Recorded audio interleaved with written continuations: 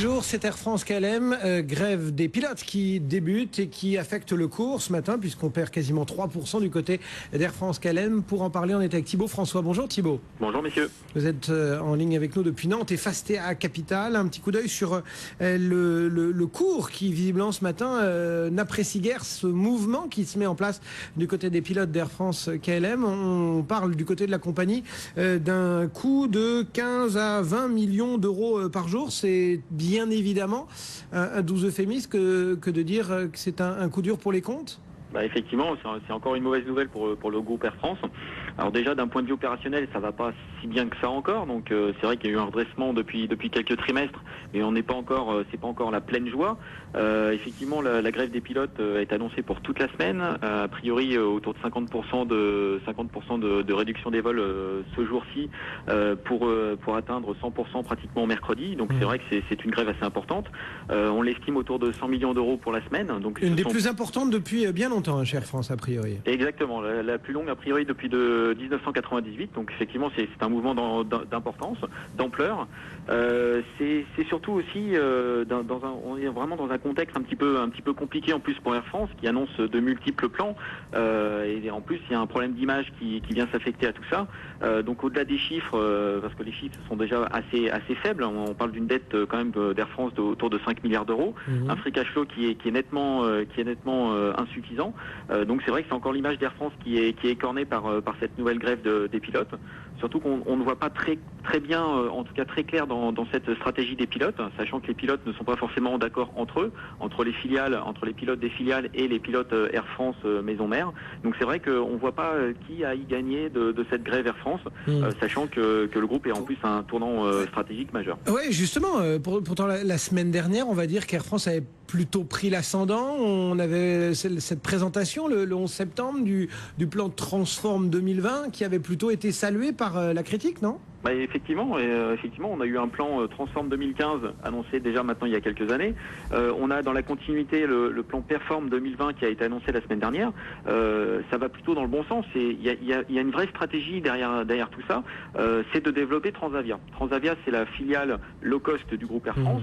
Et l'objectif, c'est vraiment de concurrencer les mastodontes du secteur, que sont Ryanair, que sont EasyJet. Ils sont sur un segment en tout cas de ce secteur, le low cost qui est en forte croissance, qui est très rentable, qui dégage énormément de cash. Et à l'heure actuelle, Air France se doit d'être sur ce segment et d'être présent et d'investir sur ce segment. En plus, les objectifs financiers qui ont été annoncés sont plutôt intéressants. On attend une croissance de 8 à 10% du résultat opérationnel entre 2013 et 2017 et on attend une rentabilité économique entre 9 et 11% d'ici 2017. Donc les chiffres sont plutôt intéressants. Ça passe bien sûr par une baisse des coûts significatifs dans l'ensemble du groupe Air France. Ça passe aussi par un nouveau contrat pour les pilotes et c'est là que le bas blesse. Un nouveau contrat sur les pilotes, notamment sur les filiales, sur Hop et sur Transavia. Et le problème, c'est qu'aujourd'hui, les pilotes Air France ne se retrouvent pas dans ce contrat.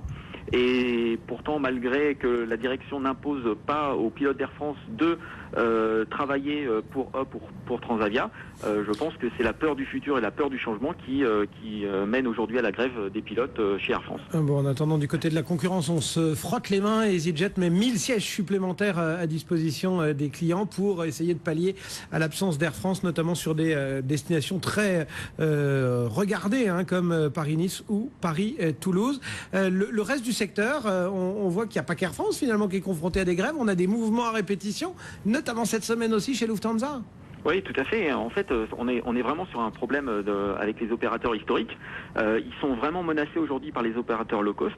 Les différents avantages qu'avait Air France, qu'avaient des pilotes Air France, qu'avaient des pilotes Lufthansa, sont remis en avant. On peut pas continuer. Enfin, en tout cas, les opérateurs historiques ne peuvent pas continuer d'un point de vue opérationnel comme ils le faisaient il y a 15 ou 20 ans. Je pense qu'il y a un manque de compétitivité aujourd'hui de la part des opérateurs historiques. Donc aujourd'hui, sans modification radicale, on peut même se poser la question de la survie de ces opérateurs historiques. On voit par exemple Air Berlin qui est en grosse difficulté financière avec l'entrée d'Etihad au capital. D'ailleurs, une entrée plutôt contestée par le gouvernement allemand. Donc c'est vrai que le secteur est amené à évoluer et pourquoi pas attendre une grosse consolidation du secteur dans les prochains mois. Oui, ces opérateurs historiques, vous le disiez, ils subissent des grèves dans ce contexte. Air France, Lufthansa aussi, on va avoir demain une nouvelle grève des pilotes de Lufthansa. Il n'y a pas qu'Air France. Alors du coup, que faire de ce secteur aérien et du titre Air France KLM. Julien Nebenzal, vous êtes resté avec nous depuis Day by Day. Air France KLM perd aujourd'hui 3,2%. Est-ce que techniquement vous estimez qu'il faut profiter de cette baisse aujourd'hui pour revenir sur le titre ? Alors justement, oui, on est sur une configuration graphique intéressante par rapport à la situation, on va dire l'environnement, la situation fondamentale, la perception des événements, c'est qu'on a un support de court terme, mais vraiment de court terme, j'insiste, à 8,20 €. Le marché vient de se poser dessus ce matin et c'est très clairement par là qu'il va y avoir des tentatives d'achat. Alors est-ce qu'il faut le faire ? Si on fait du trading et qu'on met un stop juste en dessous de ce prix, ça se tente. Maintenant, si on raisonne plutôt en gestion, il faut faire attention parce qu'on a ouvert en fait un gap baissier ce matin et puis parce que on vient de former en fait entre avril et juin un grand double top et que quasiment tout le secteur est orienté à la baisse. Donc nous proposer en trading parce qu'il y a un événement, quelque chose, pourquoi pas, mais en termes de gestion, c'est pas du tout intéressant. Et comme vous parliez de l'ensemble des compagnies, Lufthansa est exactement à la même enseigne. Et puis EasyJet pour nous donne des signes de faiblesse. Voilà. Donc on n'est pas du tout acheteur du secteur.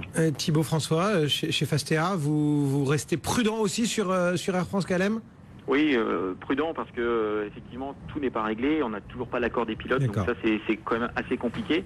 Il y a des actifs dans Air France, c'est évident. Je pense qu'il y a du potentiel sur Air France, mais c'est vrai qu'aujourd'hui on n'est pas forcément acheteur. Dans le secteur, on privilégie notamment Ryanair, la compagnie low cost, qui nous semble beaucoup plus orientée à la hausse en termes de croissance, pas de dette en plus, un free cash flow qui est très supérieur à zéro, et donc on a une bonne visibilité sur l'ensemble du groupe aujourd'hui. Merci beaucoup Thibaut François depuis Fastea Capital, Julien Nebenzal chez Day by Day, et ce titre Air France qui est donc malmené au premier jour de la grève qui va plomber la semaine.